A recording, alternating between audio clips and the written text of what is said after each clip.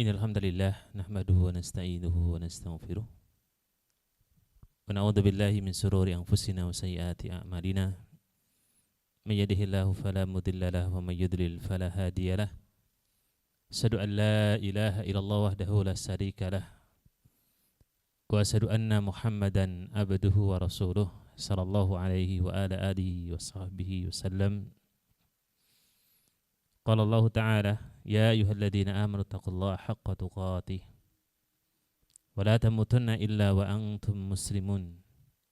Summa qala ta'ala aidan ya ayyuhan nasu taqu rabbakumul ladzi khalaqakum min nafsin wahidah wa khalaqa minha zawjaha wa batha minhuma rijalan katsiran wa nisaa'a wattaqullaha alladzi tasaaluna bihi wal arham innallaha kana 'alaikum raqiba.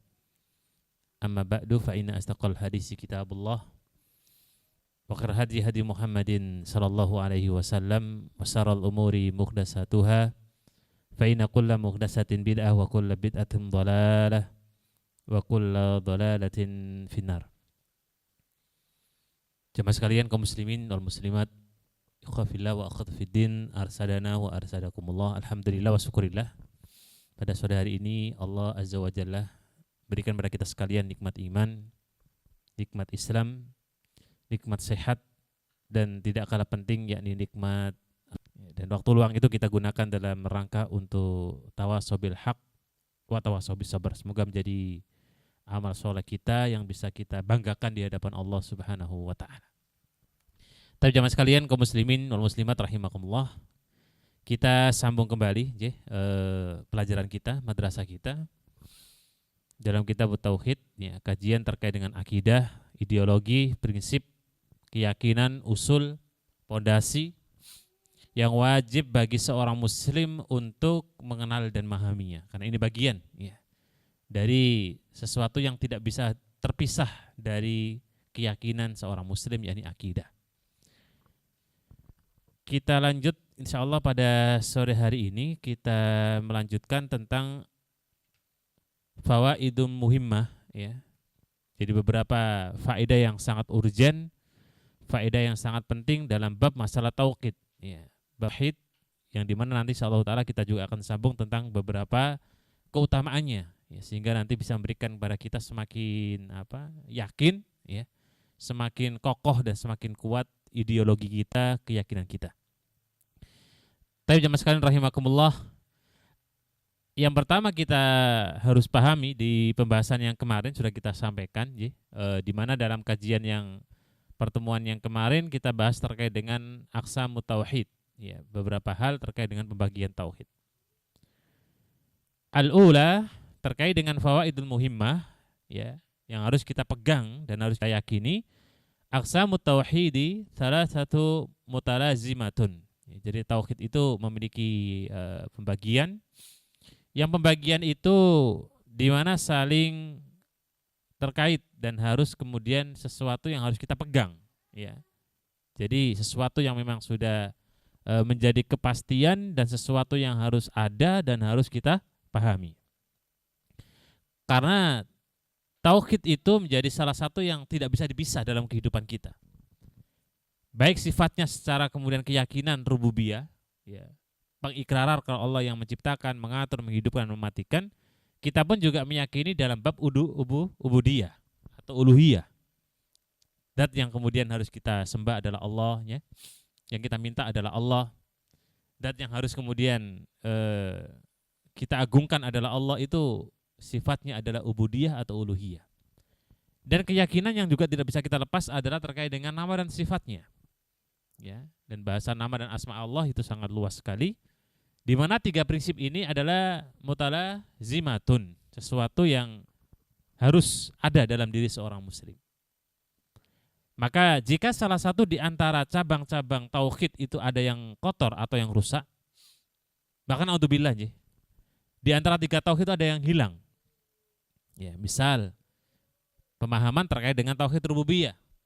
Karena faktanya masih banyak di antara kaum muslimin dan muslimat yang minta berselain Allah.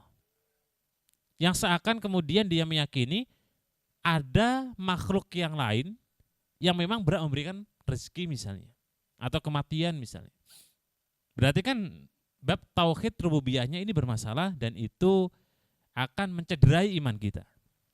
Atau dalam bab masalah ubudiyah, ya, ada orang yang menyembah, ya kan banyak juga di Jawa, ya, yang mungkin kalau Islam kejawen istilah kita masih meyakini yang namanya ritual-ritual leluhur.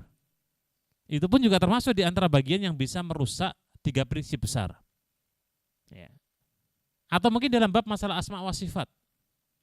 Ya, tidak mengimani misalnya bab masalah bahwa Allah Subhanahu wa taala itu berada di aras misalnya. Bahkan Allah mengatakan Ar-Rahmanu 'alal arsy istawa. Kok ternyata orang itu enggak mengimani? Maka berarti orang ini telah rusak dalam bab masalah ideologi asma wa sifatnya. Ya, sehingga jamaah sekalian rahimakumullah, 3 hal ini tidak bisa kita pisah, ya. 3 hal ini tidak bisa kita apa? Tidak bisa kita pisah. Sehingga disinilah poin yang pertama yang menjadi pelajaran yang paling berharga yang harus kita catat adalah begitu urgen dan pentingnya 3 prinsip tadi. Ya. Rububiyah, uluhiyah, dan asma wa sifat. Salah satu di antara 3 ini kemudian bermasalah atau cacat, maka bisa kita pastikan, ya, bahwa nilai tauhid kita itu bermasalah jamaah. Dan itu dampaknya ke ibadah. Ya. Karena la yasihul ibadah illa bitauhid. Tidak sah dan tidak dianggap ibadah kita melainkan orang itu tauhidnya benar. Ya, sehingga kajian tauhid itu ya sampai seumur hidup, ya. Karena bisa saja kita di tengah perjalanan mungkin hari ini sudah tahu, ya, di tengah perjalanan iman kita sedang oleng. Di tengah perjalanan iman kita sedang ada ujian, bisa jadi.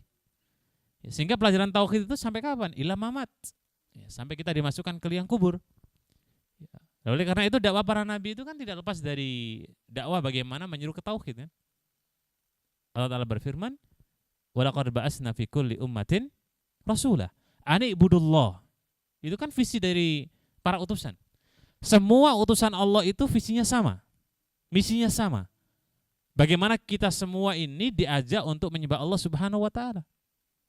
Meyakini terkait dengan rububiyahnya, ya kan? Meyakini bagaimana uluhiyahnya, meyakini bagaimana tauhid asma wa sifatnya.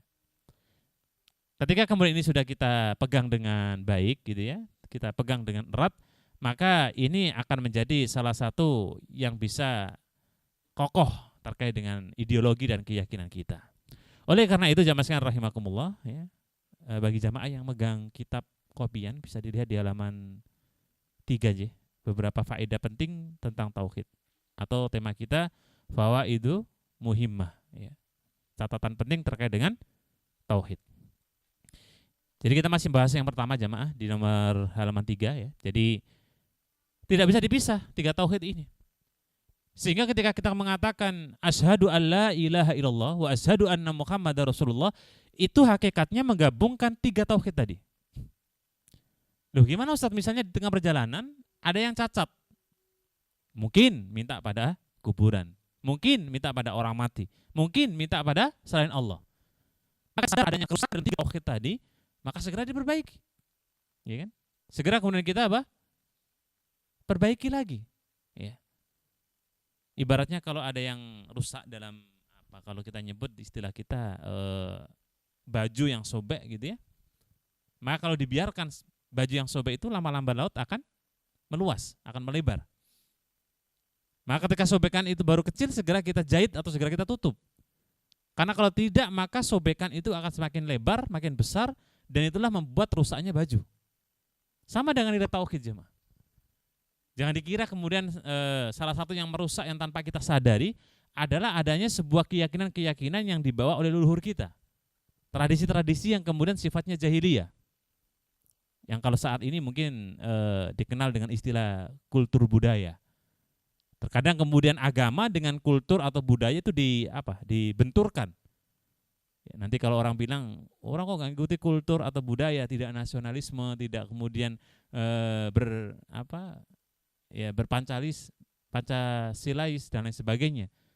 Padahal 2 hal antara terkait dengan budaya dan agama itu sesuatu yang berbeda jemaah. Kalau ibadah atau ibarat kalau kita nyebutnya akidah itu kan sudah tauqifiyah, sesuatu yang sudah paten dari Allah Azza wa Jalla. Ya, tadi salah satu ayatnya adalah apa?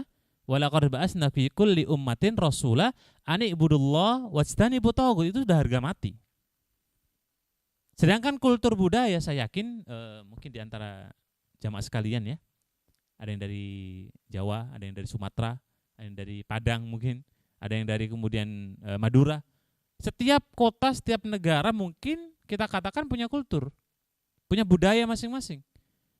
Jangan sampai kemudian kultur atau budaya itu kita tabrakkan dengan agama. Termasuk di Jawa banyak orang yang terkadang kemudian masih berpegang teguh dengan sebuah kultur yang memang itu sifatnya sangat dekat dengan kesyirikan. Nah, ini yang bisa mencederai tauhid kita jamaah. Maka kalau tidak kita tutup, tidak kita jahit tadi kalau baju istilah saya, itu akan berbahaya. Dia akan lebar, lama-lama kemudian akan apa? Makanya disebutlah di sini bahwa aqsamu tauhidus salasah mutalazimah, sesuatu yang tidak bisa terpisah. Harus saling berkaitan, tauhid rububiyah ya tauhid uluhiyah. Begitu juga kemudian tauhid asma wa sifat. Ya, sebagaimana dalam pembahasan yang kemarin sudah kita baca. Wa man ata binau'in minha lam ya'ti bil akhar lam yakun muwahhidan. Nah, kan? Ketika orang itu mungkin satunya baik, satunya enggak baik. Satunya ini kemudian sudah sempurna, katakanlah begitu, tauhid uluhiyahnya misalnya. Tapi tauhid rububiyahnya bermasalah. Maka apa kata beliau? Lam yakun muwahhidan. Maka sosok orang seperti ini, tipe orang seperti ini tidak disebut sebagai orang yang bertauhid. Berarti kan memang harus kafah jemaah. Kafah itu kan dalam Al-Qur'an Allah sebutkan, ya ayyuhalladzina amanu dkhuluna fis-silmi apa? Kafah. Diminta untuk totalitas tauhid rububiyahnya, totalitas tauhid uluhiyahnya, totalitas dalam pemahaman asma wa sifat. Ya kecuali di tengah kehidupan, di tengah lapangan kita tidak tahu, itu hal yang beda ya. Allah Ta'ala berfirman, la tu'akhidna in nasina aw akhtana. Jadi enggak ada masalah. Kita berbuat katakanlah misalnya percaya dengan leluhur gitu ya, tapi kita enggak tahu. Ya, kalau orang Jawa biasanya sangat dekat dengan kalau mau nikah ditemukan hari baik hari buruk misalnya gitu. Kalau enggak tahu ya udah, la tu'akhidna nasina aw akhtana. Tapi kalau sudah tahu, nah disinilah ya al-burhan itu jamaah. Yang namanya petunjuk, namanya ilmu, itu setelah tahu. Makanya orang yang disebut dengan mukmin itu kan seperti dia di penjara. Kenapa? Karena semakin dia belajar, maka semakin lingkup geraknya itu ya terbatas, sempit, waspada, hati-hati. Ya, kalau kemudian orang kafir kata Nabi dia bebas, huriyun, ya. Tapi kalau orang mukmin seperti kasijin, dia di penjara. Karena sedikit-dikit ini haram, subhat, ini enggak boleh, ya. Ini makruh. Ini kemudian lebih baik ditinggalkan, ini kemudian perkara yang dibenci. Itu kondisi dalam syariat kita.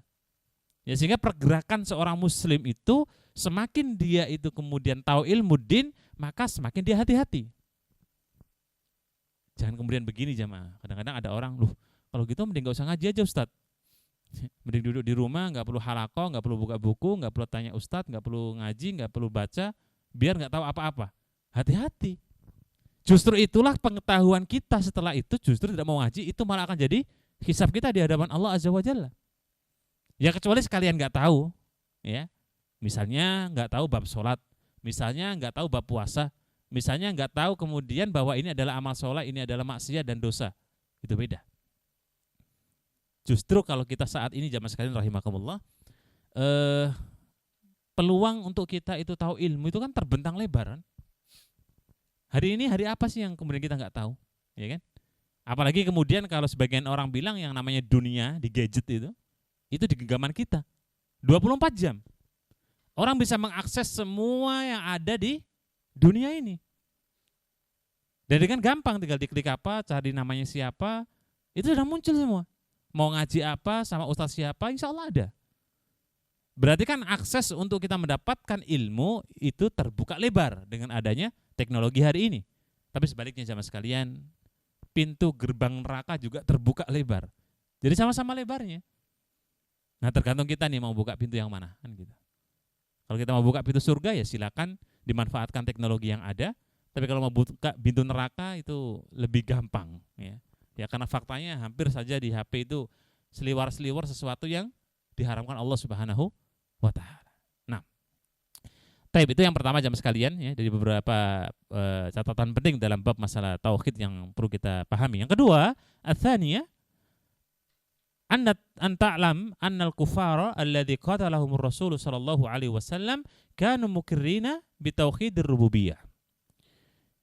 Jadi poin yang kedua perlu kita sadari bahwa orang-orang kafir itu yang diperangi Rasulullah sallallahu alaihi wasallam punya keyakinan bahwa mereka meyakini tentang tauhid rububiyah.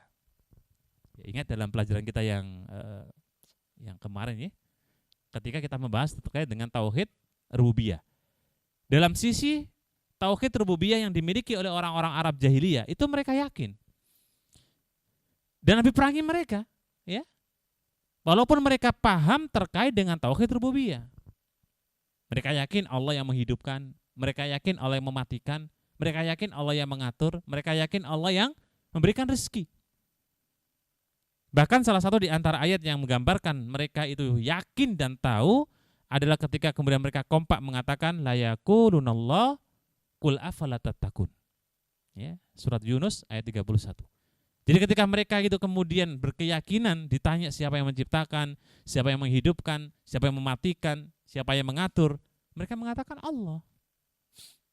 Ya, tapi itu diperangi Nabi jemaah. Kenapa? Ya, karena memang ternyata tauhid rububiyah itu tidak bisa mengantarkan seseorang dalam keislaman.